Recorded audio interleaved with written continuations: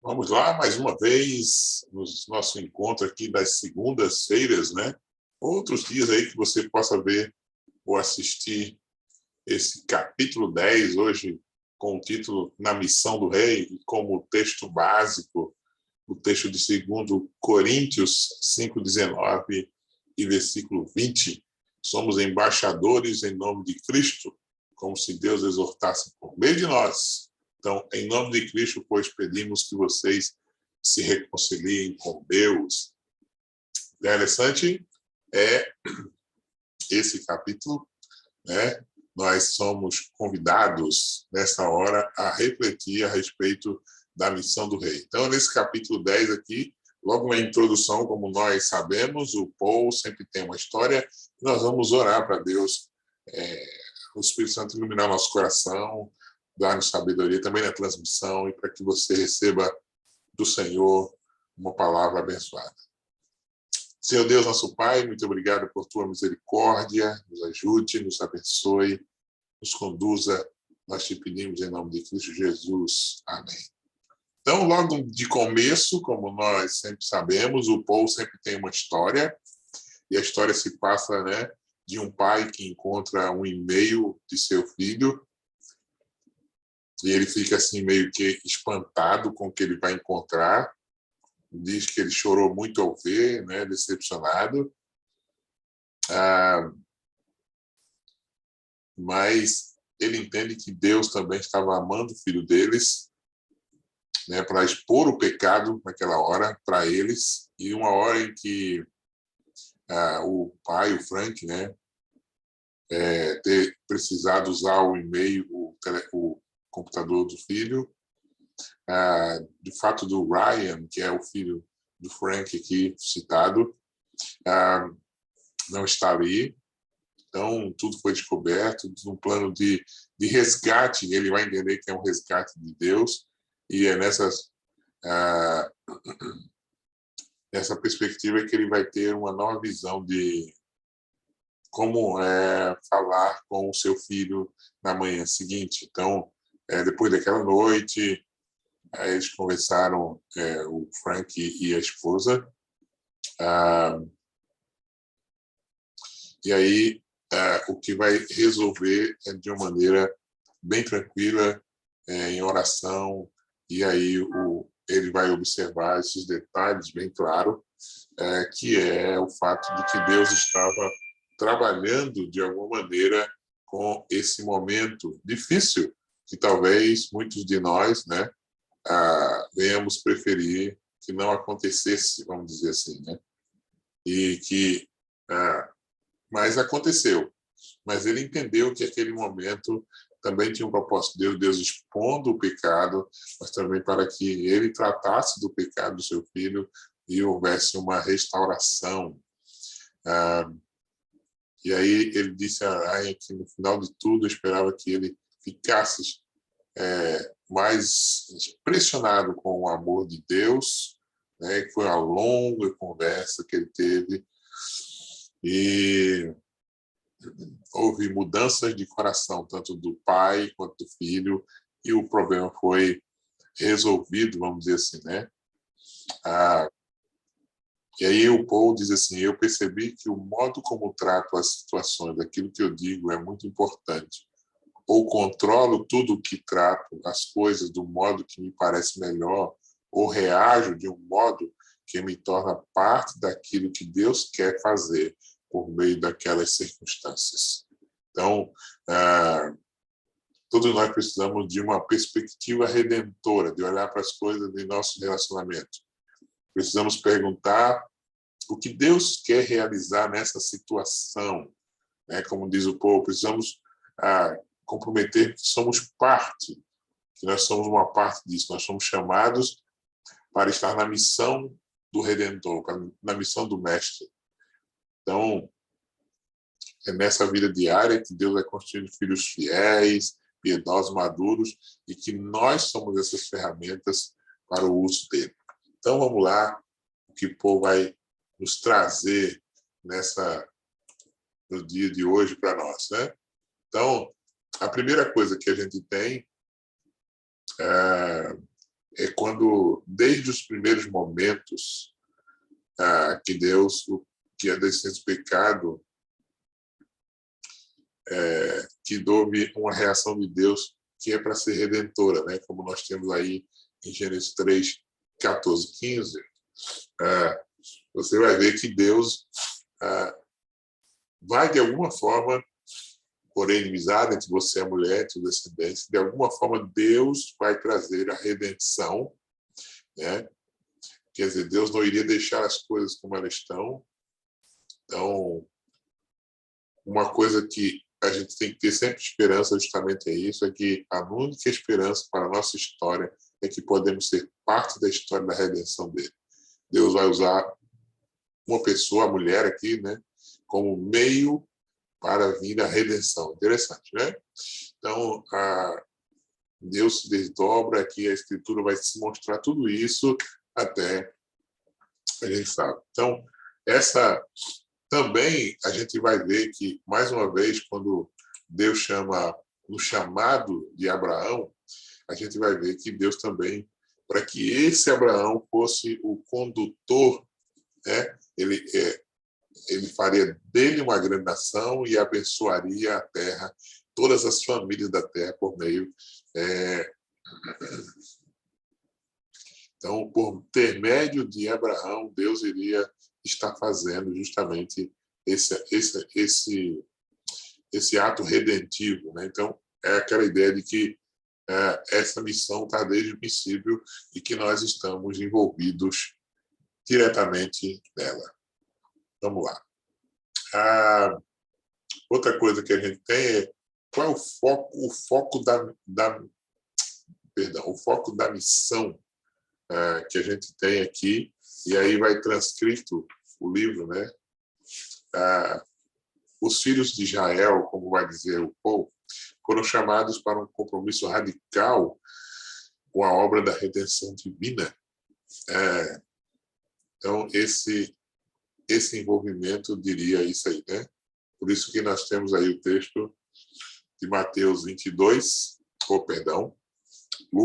Levítico 19, 15 a 18. Eles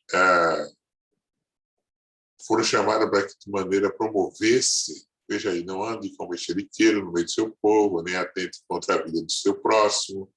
Eu sou o Senhor, não guarde o ódio no coração do seu próximo, não repreenda, não incorra em pecado por causa dele, não procure vingança, nem guarde ira contra os filhos do seu povo, mas ama o seu próximo como você ama a si mesmo, né?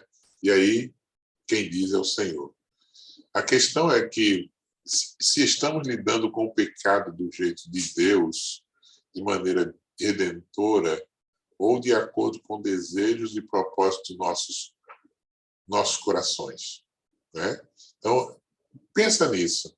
Quando nós estamos tratando do pecado, nós tratamos do jeito de Deus, que é a maneira mais redentiva, redentora, ou de acordo com aqueles propósitos dos nossos corações, aquele desejo de se aproveitar, né?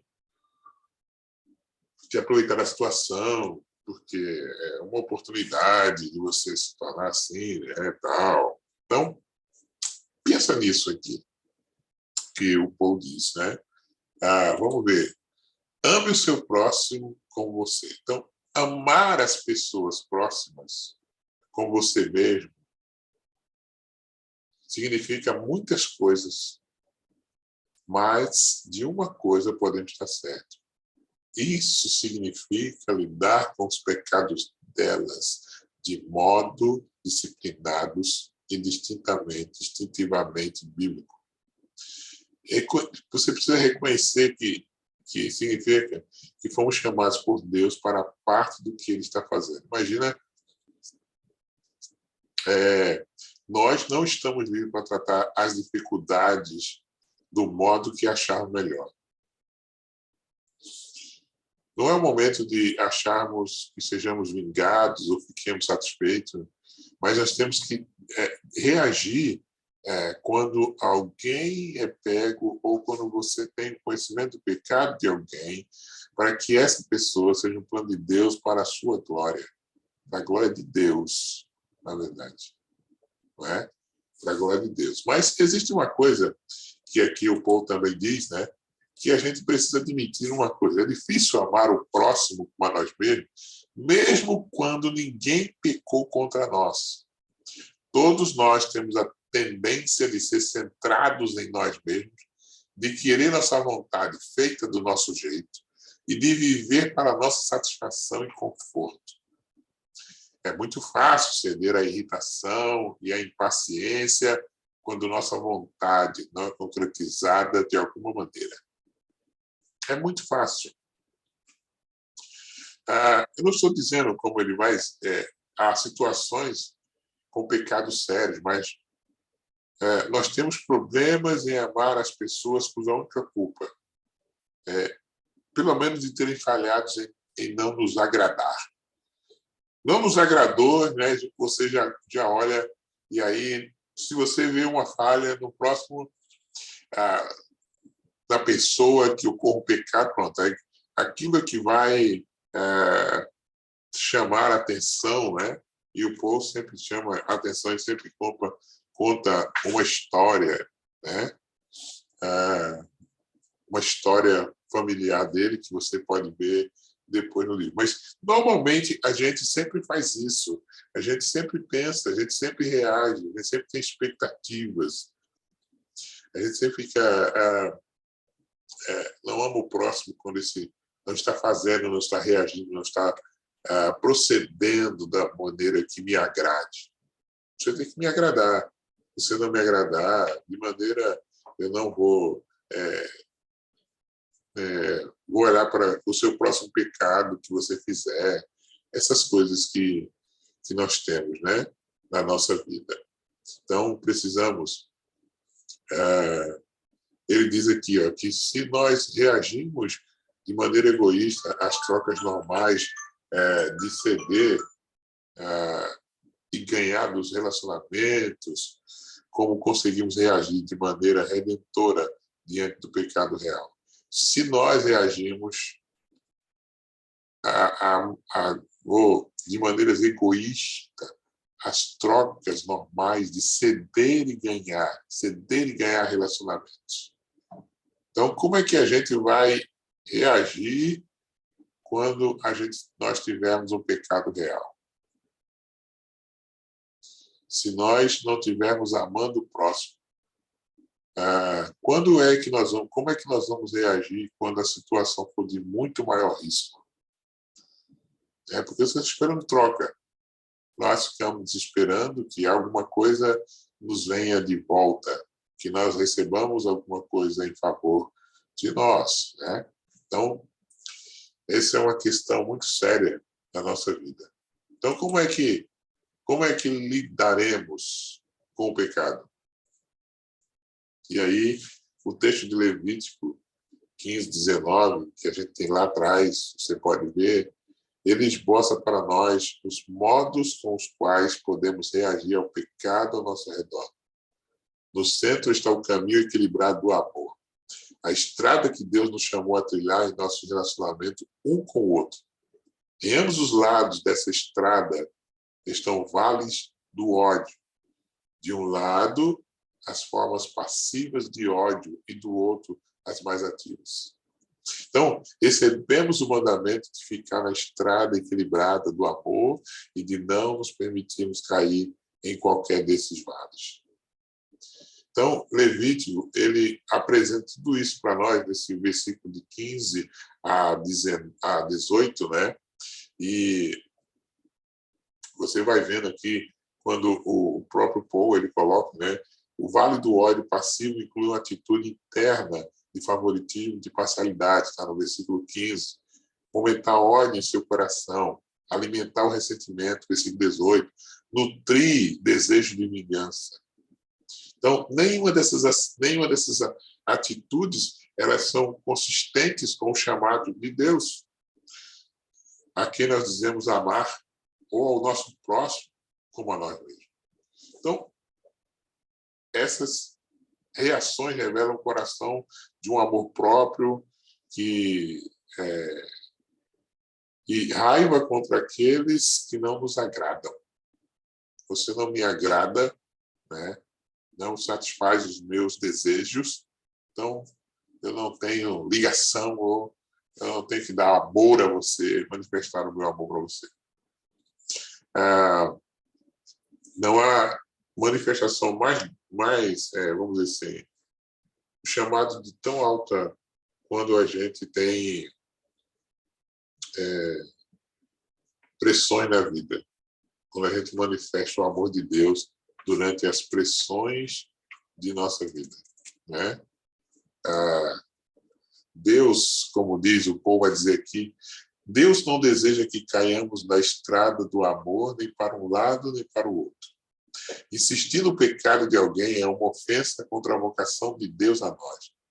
Desejar ver alguém machucado do mesmo modo que fomos machucados é uma ofensa contra essa vocação. Manter registro de erros é uma ofensa contra essa vocação. Assim também é focar sobre o pecado de outra pessoa. Então, muitas vezes a gente torna concreta a forma de até de vingar, né? De vingança contra outra pessoa nessa vocação. Se aproveitar isso. Então, precisamos observar dessas reações que estão presentes, e você pode ler Mateus 18, 15 a 19.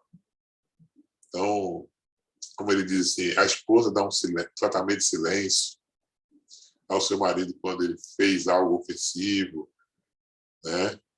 A filha ficou magoada com seus pais, vai para o seu quarto, tranca a porta, fica remoendo os detalhes gráficos, todos os modos pelos quais a família tem falhado com ela.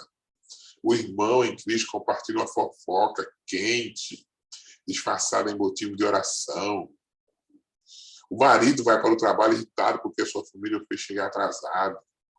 Tudo isso, como é fácil cair, como diz o povo, cair fora da estrada para um dos dois lados. Então, a gente precisa saber que existe, na verdade, um caminho equilibrado, como ele vai dizer assim, o caminho equilibrado do amor. Primeiro, o ser equilibrado não implica em sermos gentis ou tolerantes para com aqueles que vemos cometer erros. É bom lembrar isso. O amor, ele é algo ativo. Deus deseja que sejamos seus agentes quando vemos alguém em pecado, mas ele nos chama para julgar o nosso próximo de maneira justa e para repreender um ao outro de um modo franco e claro. Então, não é assim, eu vou ser tolerante, você vê cometer, deixa para lá, né? Perder a amizade, vai ficar chato para mim, ele não vai gostar de mim. Não é isso que Deus nos chama. Não é para isso. Outra coisa, quando Deus escolhe expor o pecado de alguém a nós, devemos agir com amor autossacrificial e redentor. Nós devemos ir ao nosso próximo e confrontá-lo de maneira honesta. Não submetê-lo ao seu julgamento, mas que ele se submeta ao de Deus. Busque misericórdia e graça nesta hora. Outra coisa, o seu trabalho como sentinela não é forçar a pessoa a reagir ao seu alerta, mas é o dar um alerta, está faltando a palavra ali, dar um alerta amplo e na hora certa. Então, simplesmente de dar um alerta amplo e na hora certa. Viu? Está faltando a palavra alerta ali entre antes de amplo. Então, um alerta amplo e na hora certa. Você precisa dizer, porque nossa vocação é alertar os outros a buscar o cuidado protetor e salvador do Redentor, não seu. Você está assim só no alerta, né? Se ele não quer, se ele não atende, você está mostrando para ele. Você não quer, tranquilo. Né? Você fez a sua parte. Não queira, não sai dali com raiva, não saia revoltado porque ele não quis te ouvir, não saia chateado porque ele não deu atenção. Esse não é seu papel. A questão ali é que Deus está usando você naquele instante para dar um alerta para ele. Né? Está na hora certa e de maneira ampla. Pronto. Simplesmente resolvido o problema você com Deus. Dele, fica com ele. Você alertou, falou, mostrou, instruiu para que ele observasse. Qual é vamos dizer, a grande comissão? Né? Uma das coisas que tem é, quando a gente pergunta assim, qual é o seu ministério? Que impacto ele tem em nossas conversas diárias? Que exigência ele faz no mundo da fala? Né?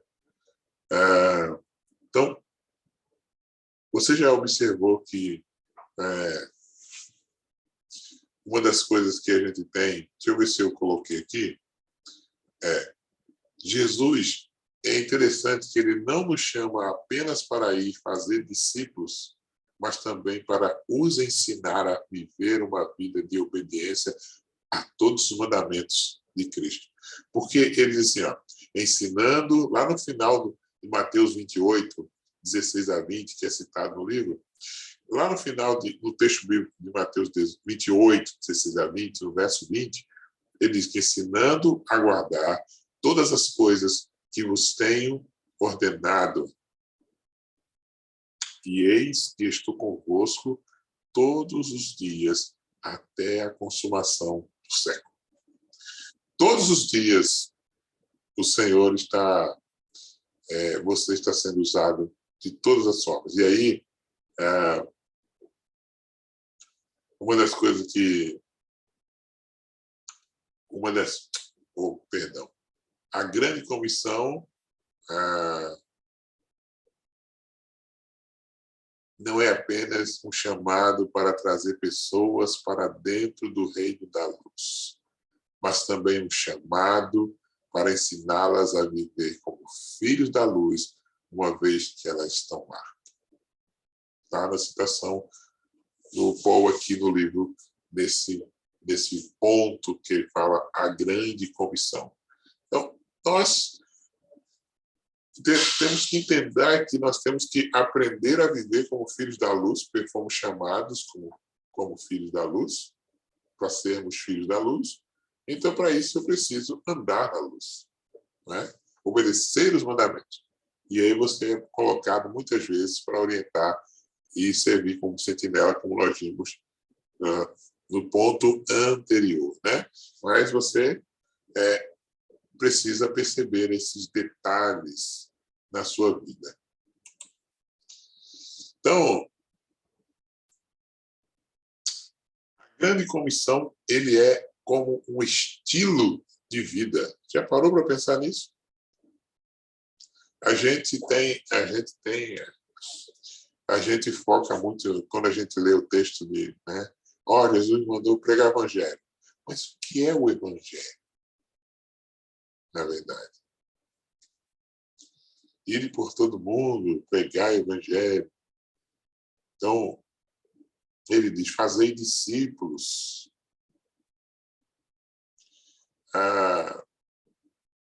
ensinando a guardar as coisas que vos tenho ordenado. Então, observe que a grande comissão não é uma coisa que se acontece somente no domingo, quando nós nos reunimos para o culto, quando nós nos reunimos para a escola dominical, quando a gente reúne numa casa. Não, é para ser feito onde quer que seja necessário e sempre que for necessário.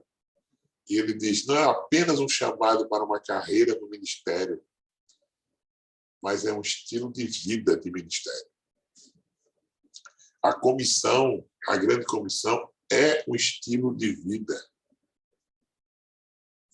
E aí, assim, ele vai dizer mais, essa comissão não nos deixa separar o ministério de nossas vidas normais e cotidianas, onde nós ensinamos e aprendemos a viver como filhos de Deus obedientes. não apenas nos programas formais da igreja, nas experiências da vida cotidiana, nas quais enfrentamos as tentações do inimigo e os desejos da nossa natureza pecadora. Isso significa que quando eu quero falar com a minha esposa sobre dificuldades, decepções do nosso relacionamento, vai dizer o povo, o faço com a mentalidade de segunda parte da comissão.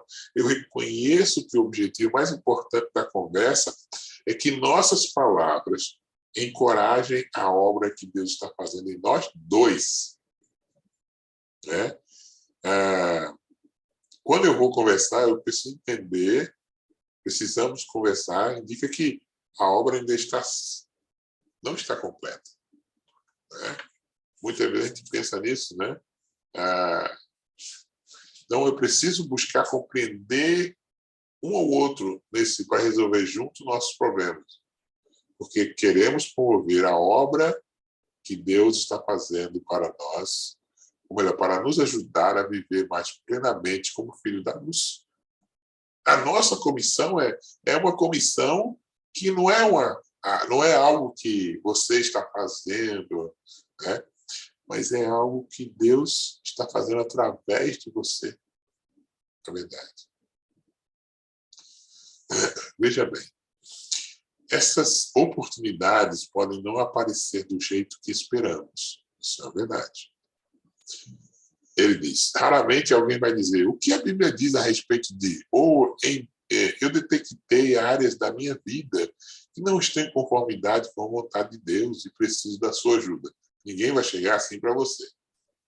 Ou ainda, pai, tem mais alguns mandamentos da Escritura que eu preciso aplicar à minha vida? Seu filho não vai chegar assim para você, de maneira, mas não vai. Não, são os momentos mais poderosos para ministrar. Surgem com os tempos de dificuldade, tanto pequenos como grandes. E nós precisamos saber que o Senhor usa esses tempos de dificuldade para que possa progredir a sua obra em nós, na nossa vida.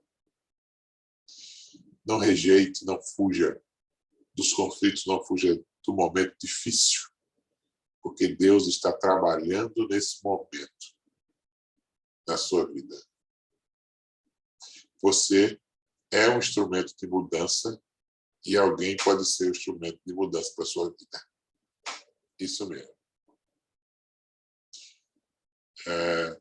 Muitas vezes, esses momentos maravilhosos vêm em momentos que nós gostaríamos de evitar, em que nós gostaríamos que não acontecesse. Mas para que isso agora? Agora vai ter... né?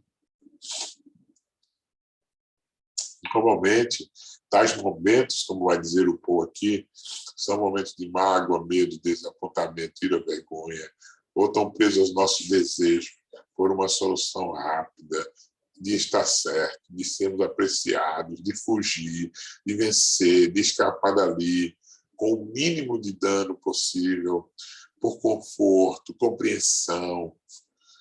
É que perdemos de vista a oportunidade, como vai dizer o Paul, que Deus nos deu para falar palavras que promovam sua missão redentora. E ele vai voltar àquela nossa introdução, quando o Frank lê o e-mail do Ryan, né? Ele não pensou, que ótima oportunidade para ministrar ele. Obrigado, Senhor. Não. O coração do pai, do Frank, se encheu de pesar. E é apropriado. Mas aquelas palavras dolorosas, escritas em preto e branco, de um modo que Ryan não podia negar, foram que Deus usou para abusar Frank e Ellen a resgatar Ryan. Aquele momento de pesar não era de Frank e Ellen, mas era de Deus. Deus expôs as coisas do coração do seu filho, que estavam ali, estavam lá. E Deus chamou eles para compartilhar do sofrimento, para que eles compartilhassem da obra da glória do Senhor.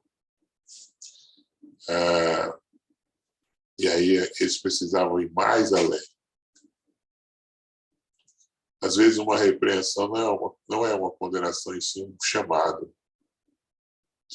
Palavras de exortação não deveriam ser um julgamento, mas sim um encorajamento para seguir o Senhor. A confrontação tem que ser um alerta. Então, nós precisamos aprender que a missão é um estilo de vida. Nós não somos capazes de consertar as pessoas. Ensinamos, encorajamos, admoestamos e corrigimos e exortamos, porque Deus nos comissionou a fazer assim. Não é que nossas vidas sejam muito ocupadas. Nós precisamos aprender uma coisa. E Paulo vai dizer isso aqui no final desse ponto da grande comissão. A oportunidade para ministrar aos outros virá sem aviso, em geral, embrulhada com dificuldades. Isso mesmo. Imagina que você tiver que ministrar alguém e você descobriu coisas terríveis, e aí você vai ter que ministrar na vida dessa pessoa para que ele chegue ao arrependimento, que pode não chegar, mas que ele reconheça a obra redentora do Senhor na sua vida. Uma coisa que você tem é saber, é um estilo de vida. E o Paulo diz uma coisa bem interessante nesses capítulos. Como você reage tipicamente a problemas? Com autocomiseração, questionando a Deus, né? Ele faz aqui no livro, em que momento você costuma transformar uma oportunidade para ministrar em uma ocasião de frustração, irritação e raiva? O que significa perceber os relacionamentos de maneira redentora? Você tem um relacionamento que não consegue ver deste modo? Muitas vezes a gente não para pensar de que os problemas nos surgem, Deus está mostrando para ser tratado. Não que Deus esteja para que você se decepcione. Você tem que olhar os problemas que surgem para que Deus use você para tratar dos problemas que surgem. Ele diz uma coisa assim, vamos levar para o lado pessoal. Em que momentos você costuma levar para o lado pessoal coisas que não são pessoais e, ao fazer isso, perde oportunidades dadas por Deus para falar de maneira redentora? Já pensou nisso?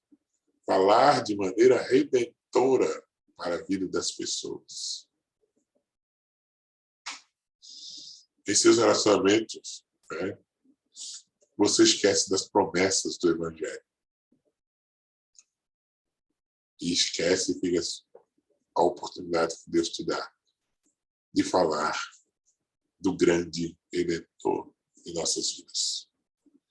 Que Deus possa te iluminar o coração, que o Espírito Santo te conduza a entender que a grande comissão, no ato do aconselhamento, da orientação, você está sendo usado por Deus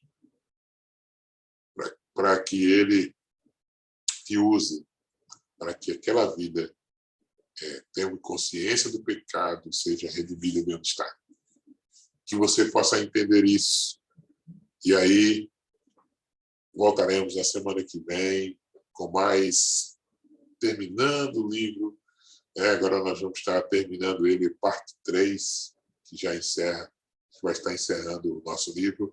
Que Deus possa estar te abençoando nessa pequena reflexão, nesse momento que nós tivemos aqui, e que seja rico para a sua vida, como tem sido rico para mim. Deus te abençoe e que fique com o Senhor, em nome de Jesus.